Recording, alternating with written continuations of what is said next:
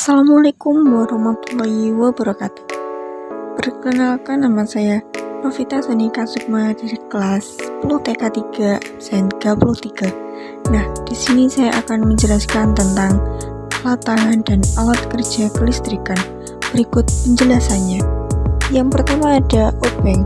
Obeng adalah sebuah alat yang digunakan untuk mengencangkan skrup, dan biasanya yang sering digunakan ada dua jenis, yaitu plus dan min.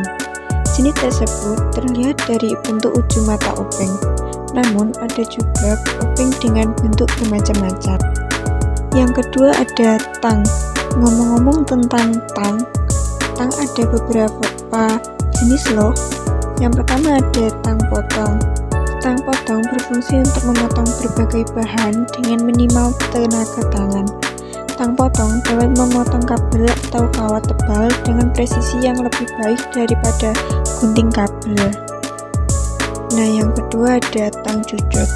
Tang cucut atau bisa disebut juga dengan tang lancip merupakan jenis tang yang memiliki kepala jepit lancip.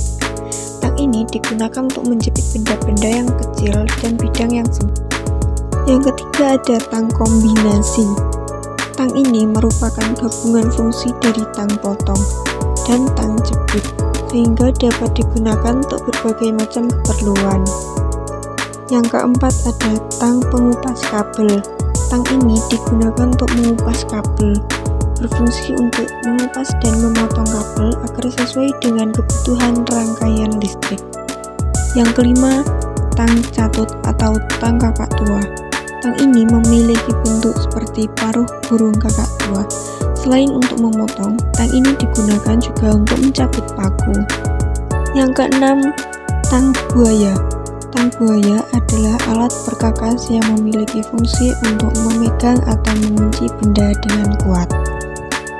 Yang ketujuh, tang press gun.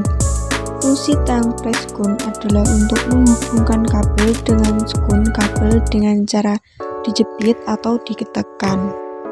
Dan yang terakhir ada tang crimping.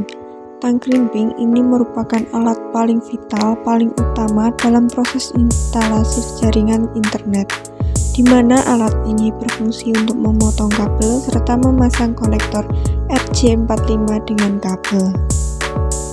Nah, yang ketiga ada palu. Palu dibedakan menjadi 3, yaitu yang pertama ada palu besi. Untuk dasar palu ini biasanya digunakan untuk memukul paku, untuk menandai logam yang akan dibor dan mencabut paku. Ada dua bagian, yaitu bagian untuk memukul dan bagian lain terdapat sisi celah yang digunakan untuk mencabut paku. Yang kedua ada palu karet. Fungsi palu karet ini adalah untuk meratakan permukaan benda tanpa merusaknya. Dan yang terakhir ada palu plastik. Kepala palu ini berasal dari cetakan plastik, di mana penggunaan palu ini untuk memukul benda kerja yang dirasa tidak membutuhkan pukulan keras seperti besi. Palu ini dapat digunakan saat melepas sesuatu benda yang mudah lepas. Alat berikutnya adalah kunci. Kunci atau wrench adalah perkakas tangan yang berfungsi untuk mengencangkan dan mengendurkan baut dan mur pada kendaraan bermotor atau benda kerja lainnya. Selanjutnya ada cutter atau pisau pemotong. Cutter atau pisau pemotong adalah suatu alat kerja berbentuk pisau yang berfungsi untuk memotong, layaknya pisau. Cutter biasanya bagian yang tajam bisa dikeluarkan saat memakai dan dimasukkan untuk mengamankan. Berikutnya ada gergaji. Alat ini digunakan untuk memotong dengan cara menggesekkan mata gergaji pada bidang yang akan dipotong. Gergaji ini pada bidang ketenaga listrikan biasanya digunakan untuk memotong kabel, dak, atau memotong pipa instalasi. Alat selanjutnya ada solder.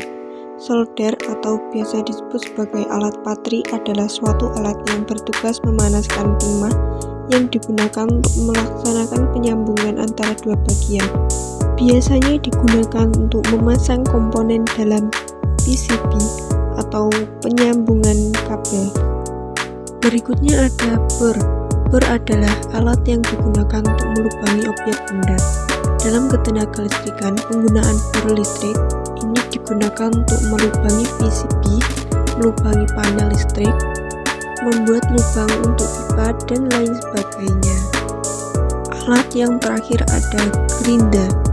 Gerinda adalah sebuah alat yang dapat digunakan untuk memutarkan mata gerinda. Fungsi gerinda adalah untuk memotong, menggerus, mengasah, dan meratakan benda kerja. Sekian penjelasan dari saya. Saya harap penjelasan dari materi tersebut bisa paham. Bila ada salah kata, saya mohon maaf. Atur salam. Wassalamualaikum warahmatullahi wabarakatuh.